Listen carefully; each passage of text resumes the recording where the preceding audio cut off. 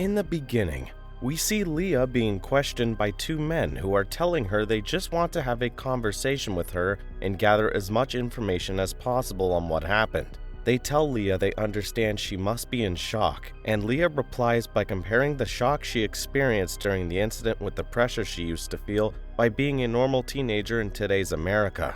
The series cuts back and forth, and we see a bunch of girls attending a private flight and heading to an island in Hawaii, where they are supposed to participate in a self-actualization program exclusively for women called Dawn of Eve. Leah briefly introduces the girls and tells the agents how the girls were related to each other, and when the agents ask her why she joined that flight, she starts telling them her story. The truth is that Leah was heading to the Dawn of Eve program because her parents booked her a place, since she was going through a heartbreak and they had no other way of helping her. Leah narrates that she fell in love with the writer of her favorite book, who happened to be an old student at her school and was invited to give a speech and talk about his book. Leah volunteered to drive him to his hotel, and that's how their relationship started. The writer, Jeffrey, fell in love with Leah as well, but there was a legal problem since Leah was underage. However, she lied to him and told him she was about to turn 18 years old in 2 weeks, and that led him to having intercourse.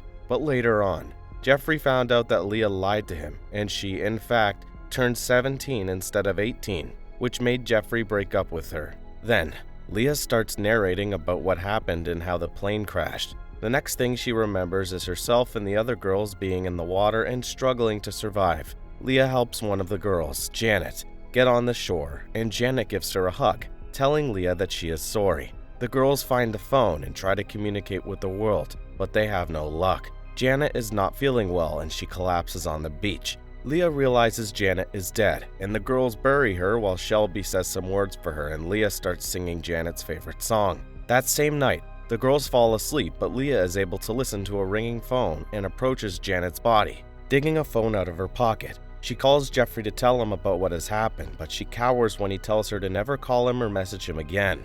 Back in the present day, Leah tells the agents that the phone died after that call and she never told the girls about calling Jeffrey. Meanwhile, a mysterious woman, Gretchen, walks into a high-tech facility and two employees announce that their agent on the island died, meaning Janet. The woman heads straight to a monitor wall and we see that the girls on the island are being spied on by various camera angles.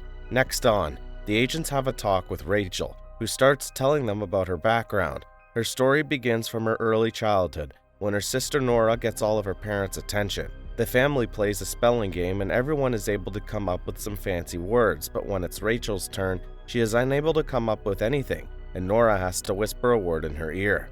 Growing up, Rachel develops an affection for competitive diving, but one day her coach has a talk with her and tells her the harsh truth, that her body is not built for the sport and she should focus on something else really soon. Despite her coach's warning, Rachel doesn't want to give up on competitive diving, and she does everything in her power to lose weight to the degree of getting obsessed with it, which leads her to a hospital room. We also get to see how Rachel behaves on the island. Leah tells the rest of the girls that she found a phone on Janet's body, but the phone died on her hands, which makes Rachel spit on Janet's grave. Rachel wants to take a swim and reach the wreckage in order to get her hands on some supplies, but Leah tells her that she won't have any luck. Instead, she will put herself in danger because the water currents are very wild today. Leah suggests they climb to the top of a hill and notice if they can see anything useful from up there. Rachel agrees to go, and Shelby says she is going with them while another girl, Dot, gives them a mirror to use as a signal from the top of the hill. The girls start walking uphill, but somewhere along the way, Shelby and Leah get tired, a fact that makes Rachel get mad and lose the mirror out of her hands. The mirror is literally hanging from the edge of the hill and Leah tries to catch it, putting her own life in danger. The girls try to pull her up, and thankfully, Nora has followed them and helps them out. Rachel is still mad and she makes it to the top of the hill on her own.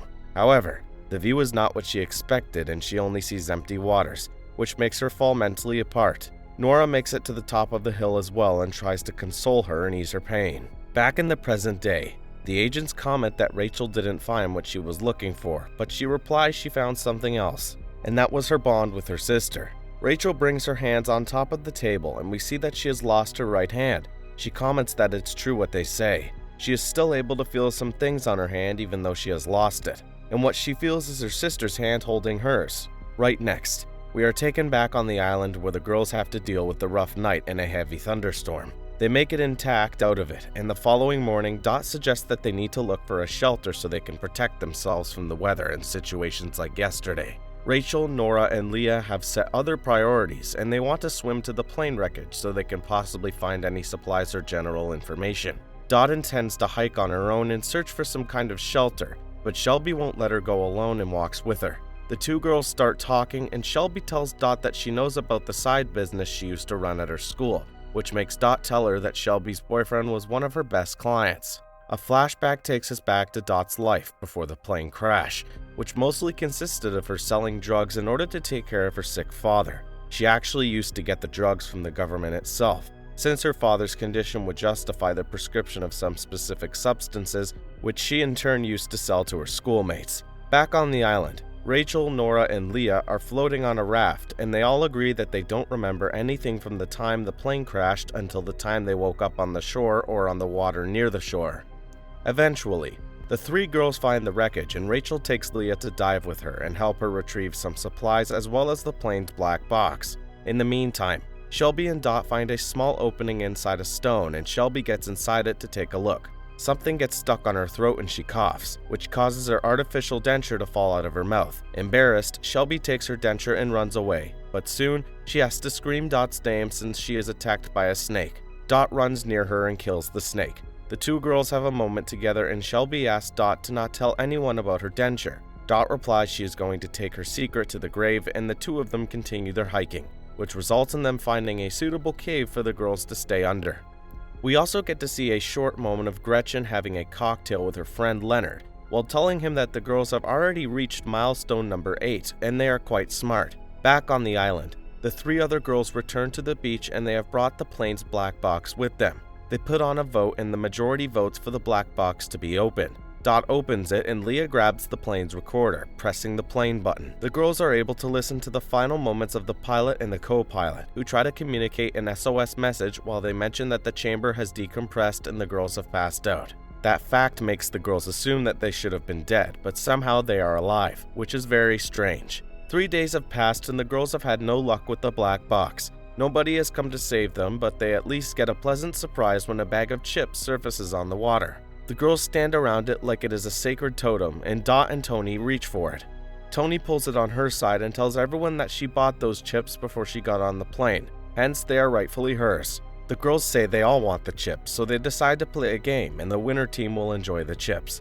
The game will be about which team will build the best shelter with whatever material they have available. Tony, her best friend Martha, Nora, and Shelby constitute the one of the teams, but things don't start well since Tony doesn't like Shelby because she thinks she is trying to steal her friend Martha away from her. Tony gets angry at Shelby and Martha, and she runs on the woods on her own, while a flashback shows us that Tony has always had some anger management issues that have ruined her relationship with others. In the other team, things are also heated up because Leah blames Fatten that she only cares about herself and does nothing to contribute to the team. Leah pushes her away, and Fatten says she will get back on her if Leah does something like that again. Leah loses it temporarily, and she gets all of her clothes off, walking and soaking herself in the sea, a move that makes the other girls think she is insane. Tony returns back to her team with some wood and gives some instructions on how they should build their shelter, but the rest of the team has made their own plans. Tony gets angry again, and she ruins all the work they've done, which makes Martha feel quite disappointed about her friend. Tony runs after her, but Martha tells her that she can't babysit her this time, and she can't correct her mistakes each time she gets out of control. At night, Dot and the winning team share the chips with everyone, while Fatten says her drinks are up and asks if anybody can spare her one. Leah scolds her once more and tells her she doesn't deserve any favors since she is only worried about herself and does nothing to help the rest of the team, which leads them in a verbal fight and Fatten walking out of the tent.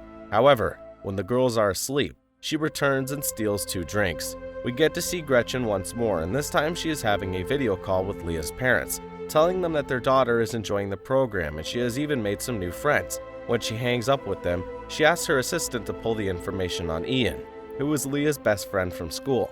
Back on the island, the girls wake up the next morning and they have figured out that Fatten has stolen 2 of their drinks. They go over her stuff and they wear some of her clothes, pretending to be her. But soon, Tony runs towards them with a piece of cloth soaked in blood, which seems to be torn out of Fatten's pants. The girls run through the woods in order to find her, while we also get a sneak peek into Fatten's past life. Her mother used to pressure her to play the violin, but she needed some time off, and her only ally was her father. However, she discovered that her father was cheating on her mother, and she leaked his naked pictures to all of his contacts. Both of her parents turned against her and said that she was a threat to their family, sending her on the Dawn of Eve retreat. Back on the island, the girls find Fatten, and Fatten has found a small waterfall that pours into a small pond. The girls now have enough water to cover their needs, and Leah's relationship with Fatten is restored. Leah also wants to let go of her past and gives the book of her past lover to Rachel so she can use it to fuel the fire. That same night, Dot tells the girls that they need to dig Janet's grave and bury her in some other place, deeper and farther from the beach they sleep in, because Janet's body will potentially attract carnivore animals. However, Janet's body is not in the grave. Dot speculates that the tide must have taken her body and dragged it into the sea. Most of the girls believe her and they proceed to return to the beach, but Leah with Fatten stay behind, and the former express her doubts about Dot's theory, implying that something else must be happening. Subscribe and hit that like button to help our channel grow. Turn the notifications on so you won't miss any of our new videos. Thanks for watching.